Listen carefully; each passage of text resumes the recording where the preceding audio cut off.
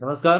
Political panchayat देख रहे हैं आप। हाल ही में हिंदी बेल्ट के जिन 3 राज्यों में चुनाव हुए थे उसमें से 2 में मंत्रिमंडल विस्तार हो चुका है और ऐसे में इस बात की पूरी संभावना है कि अगले 24 से 36 घंटे के भीतर-भीतर राजस्थान में भी मंत्रिमंडल विस्तार होना तय है। लेकिन भजनलाल शर्मा मुख्यमंत्री हो या दोनों डिप्टी सीएम हो, लगातार दिल्ली से लेकर राजस्थान अलग-अलग नेताओं से मुलाकात कर चुके हैं। पीएम मोदी से लेकर अमित शाह और जेपी नड्डा से लेकर बीएल संतोष के बीच में उनकी मुलाकात हो चुकी है। ऐसे में अब मंत्रिमंडल जब बनेगा तो राजस्थान में किस जिले से, किस जाति से, किस वर्ग से, किस नेता को जगह मिल सकती है, किस विधायक को मंत्रिमंडल में जगह मिल चुकी है, इसको लेकर के चर्चा है। इसमें सबसे पहले ये देखेंगे कि राजस्थान में जो बीजेपी के 115 विधायक जीत करके आए हैं, उसमें से किस जाति का कौन विधायक है। देखिए, सबसे ज्यादा विधायक जो संख्या के हिसाब से अगर देखें तो सबसे ज्यादा विधायक राजपूत जाति से जीत करके आए हैं, 17 विधायक। उसके बाद में 12 जाट विधायक बीजेपी के, ये सारे उन विधायकों की संख्या है जो बीजेपी के टिकट पर जीत करके विधानसभा पहुंचे हैं। ब्राह्मण 12, एससी 23, एसटी 16, गुर्जर 5, वैश्य 8, रावत 3, नागर और धाकड़ में 3। इसके अलावा 3 विधायक कलवी पटेल जीत करके आए हैं, 2 विश्नोई, 2 सैनी, 2 यादव, 2 सिंधी और देवासी 1, राजपुरोहित 1 आहोर से और जट सिख भी 1 विधायक जीत करके आए और 2 अन्य में आते हैं। कुल मिलाकर के 115 बीजेपी की जीत करके आए हैं। जाहिर सी बात है जब मंत्रिमंडल बनेगा तो किस जाति ने बीजेपी को कितने वोट दिए और उस जाति के कितने विधायक जीत करके आए, इस बात को विशेष तौर से ध्यान रखना पड़ेगा। क्षेत्रीय संतुलन का ध्यान रखना पड़ेगा। जैसे शेखावटी में इस बार बीजेपी ने काफी खराब प्रदर्शन किया है, तो शेखावटी से जो विधायक जीत करके आए उसमें से ज्यादातर के मंत्री बनने के चांस प्रबल है, क्योंकि वहां से मंत्री बनाए जाएंगे तभी वहां पर पार्टी मजबूत होगी और अगली बार के चुनाव में वहां पर संख्या बढ़ेगी। इसके अलावा 6 महीने के भीतर भीतर लोकसभा चुनाव होने हैं। इस गणित को भी ध्यान में रखा जाएगा कि लोकसभा चुनाव के लिए किस जाति, किस वर्ग और किस व्यक्ति को मंत्रिमंडल में जगह देने से पार्टी को फायदा होगा, ये भी विशेष तौर से ध्यान रखा जाएगा। सबसे पहले अगर 17 राजपूत विधायकों की बात करें तो इसमें जो मंत्री पद के प्रबल दावेदार हैं उसमें सबसे पहले नंबर पर है महंत प्रतापपुरी। जाहिर सी बात है, पश्चिम राजस्थान का बड़ा हिंदू चेहरा है, पश्चिम राजस्थान में अच्छा प्रभाव है और पहली बार विधायक बने हैं। तारात्रा मठ के महंत है, राजपूत कोटे से आते हैं और राजपूत कोटे के साथ साथ एक हिंदूवादी वोटर है, उसको भी साधने में महंत प्रतापपुरी के जरिए काफी कामयाबी मिलती है। शेरगढ़ से दूसरा नाम है बाबू सिंह राठौड़, ये चौथी बार के विधायक है। यहाँ पर जोधपुर जिले की अगर बात करें, जहां पर पुराने हिसाब से देखें तो 10 विधानसभा की सीटें, उसमें एक बड़ा राजपूत चेहरे के तौर पर बाबू सिंह राठौड़ की पहचान रहती है। तीसरा नाम मेवाड़ वाले क्षेत्र से है, विश्वराज सिंह मेवाड़ा, जो कि नाथद्वारा के अंदर सीपी जोशी को इस बार हराया है। बीजेपी में आए हैं, महाराणा प्रताप के वंशज होने से उनकी एक अलग इमेज भी है। एक भावनात्मक पब्लिक का जो जुड़ाव है उसकी वजह से भी वो प्रबल दावेदार माने जा रहे हैं। पाली जिले की पाली सीट से जीते पुष्पेंद्र सिंह राणावत, उनका भी प्रबल दावा है। वो चूंकि 6 बार के विधायक हैं और जो ये गोडवाड़ का क्षेत्र है इसमें अच्छा खासा प्रभाव रखते हैं और पाली बीजेपी की एक मजबूत होल्ड भी रहता है। इसके अलावा राजपूत कोटे से बात करें तो सिद्धि कुमारी की संभावनाएं हैं। सिद्धि कुमारी का नाम ज्यादा चल रहा है, चौथी बार की विधायक है, वसुंधरा राजे की बेहद करीबी मानी जाती है, वसुंधरा गुट की मानी जाती है और बीकानेर के पूर्व राजघराने के सदस्य हैं और लोकल जो पॉलिटिक्स है उसमें उनकी अच्छी पकड़ मानी जाती है। सुरेंद्र सिंह राठौड़, ये कुंभलगढ़ से चूंकि इस बार के विधायक है, कुंभलगढ़ से चुनाव जीत करके आए हैं, तो ये 2 चेहरे हैं मेवाड़ में। हालांकि दोनों में से किसी एक को ही जगह मिलेगी।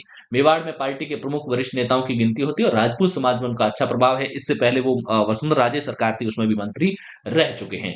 इसमें जो मंत्री बनने की संभावना है वो 2 लोगों की मंत्री बनने की संभावना है। ये जो 5 से 6 नाम जो राजपूत कोटे से दौड़ में माने जा रहे हैं। अब बात करते हैं जाट मंत्रियों की। जाट समाज से इस बार 12 बीजेपी के टिकट पर विधायक जीत करके आए हैं। इसमें जो सबसे प्रबल दावेदारों में है उसमें ओशिया से जो भेराराम सियोल है, जो कि चूंकि दिव्या मदेरणा को हराया है, दूसरी बार के विधायक है, वसुंधरा सरकार में संसदीय सचिव रह चुके हैं और जोधपुर की सियासत में मदेरणा परिवार की अपनी एक अलग सियासत है, काफी मजबूत मानी जाती है। लिहाजा उसको कंट्रोल करने के लिए भी एक मारवाड़ के प्रमुख जाट चेहरे के तौर पर उनको आगे लाया जा सकता है। श्री माधोपुर से जीते झाबर सिंह खर्रा का नाम काफी फेमस है, क्योंकि शेखावाटी में बीजेपी बहुत पीछे रही है। शेखावाटी एरिया के जो जाट वोटर थे उन्होंने इस बार कांग्रेस का साथ दिया। ऐसे में इस जाट चेहरे को यहाँ पर आगे ला करके बीजेपी वहां के जाट वोट बैंक पर एक एक मजबूत पकड़ बना सकती है। इनके जो पिता थे दिवंगत हरलाल सिंह खर्रा, वो भैरव सिंह सरकार में मंत्री रह चुके थे और एक शेखावटी के प्रमुख चेहरे के तौर पर। इसके अलावा बीकानेर के लूणकरणसर सीट से जीते सुमित गोदारा का नाम प्रमुख माना जा रहा है, दूसरी बार के विधायक है। बीकानेर में पार्टी का एक प्रमुख जाट चेहरा है। नागौर जिले की डेगाना सीट से जीते अजय सिंह किलक, दूसरी बार के विधायक हैं, वसुंधरा सरकार में सहकारिता मंत्री रह चुके हैं। नागौर में बीजेपी के बड़े जाट नेताओं में प्रमुख चेहरे के तौर पर उनकी गिनती होती है। पिता राम रघुनाथ चौधरी नागौर से कांग्रेस के सांसद भी रहे हैं और बहन बिंदु चौधरी नागौर की जिला प्रमुख रह चुके हैं। जाहिर सी बात है, नागौर की पॉलिटिक्स के अंदर अजय सिंह किलक एक प्रमुख चेहरा है, जाट चेहरे के तौर पर, और ऐसे में उनका मंत्री बनना करीब करीब तय माना जा रहा है। ऐसे में हालांकि ये चार नाम है, चार में से मंत्री बनने की संभावना ज्यादा से ज्यादा दो की है। एक व्यक्ति मारवाड़ से लिया जाएगा और एक व्यक्ति की हो सकता है संभावनाएं कि उनको शेखावाटी से जगह दी जाए, बीकानेर इस बार ड्रॉप किया जा सकता है। अब आती है आदिवासी कोटे से किस किस को मंत्री बनाया जा सकता है। आदिवासी कोटे से किरोड़ीलाल मीणा एक बड़ा नाम है। इसके अलावा फूल सिंह मीणा जो उदयपुर ग्रामीण से तीसरी बार विधायक बने और बीजेपी के प्रमुख आदिवासी चेहरों में।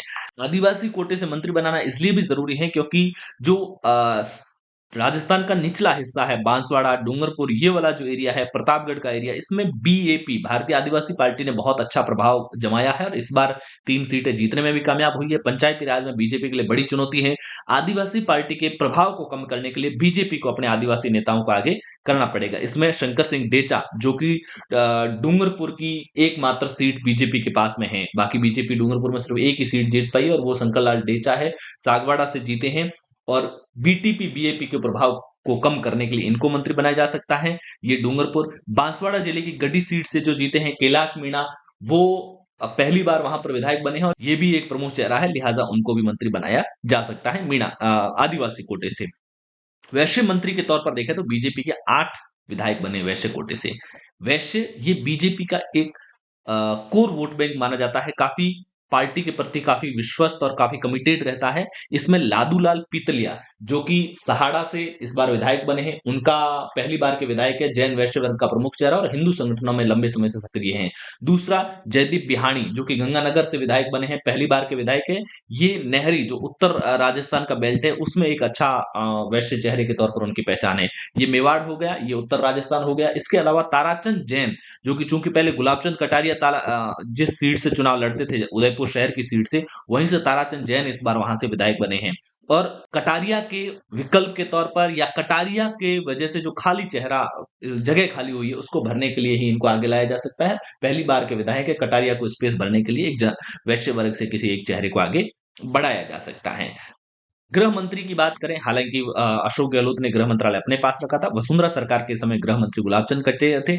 इस बार भजनलाल शर्मा के मुख्यमंत्री के तौर पर गृह मंत्रालय किसे मिल सकता है, इसमें दो नामों की चर्चाएं हैं। पहला किरोड़ीलाल मीणा, क्योंकि पिछली सरकार के समय में भी किरोड़ीलाल मीणा ने जिस तरह से विपक्ष की भूमिका निभाई थी, पूरे 5 साल अगर एक व्यक्ति जो सरकार से हमेशा लड़ता रहा, सरकार से हमेशा संघर्ष करता रहा और बीजेपी के लिए चुनावों से पहले जो ग्राउंड तैयार किया, चाहे वो ईडी का मैटर हो, भ्रष्टाचार के मामले हो या फिर जो लॉकर के अंदर करोड़ों रुपए मिले वो मामला हो, तमाम चीजों में एकमात्र चेहरा था जिसने संघर्ष किया और ऐसे में हो सकता है किरोड़ीलाल मीणा को गृह मंत्रालय मिले।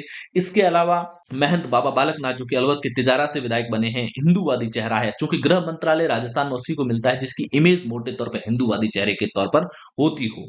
महिला मंत्रियों की अगर बात करें तो महिला मंत्री के तौर पर कई चेहरे हैं। अजमेर उत्तर से जो वासुदेव देवनानी है वो स्पीकर बन चुके हैं। अजमेर दक्षिण अनिता बघेल का नाम महिला कोटे से मंत्री पद की दौड़ में माना जाता है। वसुंधरा सरकार में भी अनिता बघेल मंत्री रह चुकी हैं और दलित और महिलाओं के मुद्दों पर लगातार कांग्रेस को घेरती रही है। वसुंधरा सरकार में उनके पास महिला और बाल विकास मंत्रालय था और जो डायना प्रताड़ना विरोधी कानून था वो भी इनके ही मंत्री रहते हुए पास हुआ था और इस कानून के मुताबिक किसी महिला को डायन कहकर के उसकी हत्या नहीं की जा सकती है। इसके अलावा दीप्ति किरण माहेश्वरी है, वसुंधरा सरकार में जो पीएचडी और उच्च शिक्षा मंत्री रही किरण माहेश्वरी, उनकी बेटी है, दूसरी बार की विधायक है। उनके निधन के बाद पहली बार बनी थी बाईपोल के अंदर, अब दूसरी बार की विधायक है और वैश्य समाज का प्रमुख चेहरा है। तो दीप्ति किरण माहेश्वरी को मंत्री बनाने से महिला कोटा भी सजता है और वैश्य समाज का कोटा भी सज जाता है। मेवाड़ और वागड़ का जो एरिया है उसमें अकेली महिला विधायक है बीजेपी के पास में, ऐसे में इनका दावा मजबूत होता है। इसके अलावा एक नाम नौक्षम चौधरी का भी है। नौक्षम चौधरी दलित वर्ग से है और गहलोत सरकार की जो मंत्री थी जाहिदा खान, उनको उन्होंने हराया था। इसके अलावा बीकानेर पूर्व से जो सिद्धि कुमारी है उनका भी नाम चल रहा है, उससे राजपूत कोटा भी सत्ता है, बीकानेर जिला भी सत्ता है और महिला का कोटा भी सज जाता है। इसके अलावा कुछ और प्रमुख चेहरों की बात करें तो राजपुरी समाज से छगन सिंह आहोर को बनाया जा सकता है, दावेदार है। कुमावत समाज से जोराराम सुमेरपुर को बनाया जा सकता है, पाली भी सदेगा, सुमेरपुर भी सदेगा और कुमाव समाज भी सदेगा। विष्णुई समाज के तौर पर पब्बाराम विष्णुई प्रमुख चेहरा है। हंसराज पटेल जो कि कोटपुतली से, वो भी मंत्री पद के प्रबल दावेदार है। हीरालाल नागर जो कि सांगों से जीते हैं, वो भी मंत्री पद के प्रबल दावेदार है। और उदयलाल भड़ाना जो कि मंडल से जीते हैं, वो भी मंत्री पद के प्रबल दावेदार है। हालांकि मंत्रिमंडल की लिस्ट अभी तक सामने नहीं आई है। 20 के करीब मंत्री बनाए जा सकते हैं, क्योंकि राजस्थान में अधिकतम मंत्रियों की संख्या 30 हो सकती है। 30 में से 3 पहले ही बन चुके हैं, सीएम और 2 डिप्टी सीएम। अब 30 में से 3 कब कर दिए, पीछे 27 बचे हैं। बताया जा रहा है कि फिलहाल 20 मंत्री बनाए जाएंगे, इसमें 10 कैबिनेट रैंक के होंगे और 10 राज्य मंत्री रैंक के होंगे। 7 का कोटा खाली रखा जाएगा, ताकि लोकसभा चुनाव के परिणाम किस तरह से रहते हैं और किसकी परफॉर्मेंस कैसी रहती है, उस आधार पर पार्टी आगे फैसला ले सके। आपकी राय आपके विधायक को लेकर के, मंत्री पद के प्रमुख दावेदारों को लेकर के और जो गणित बन रहा है उसको लेकर क्या है, कमेंट बॉक्स में जरूर बताइए। चैनल को अभी तक सब्सक्राइब नहीं किया तो सब्सक्राइब जरूर कीजिए, वीडियो को लाइक और शेयर जरूर कीजिए। शुक्रिया।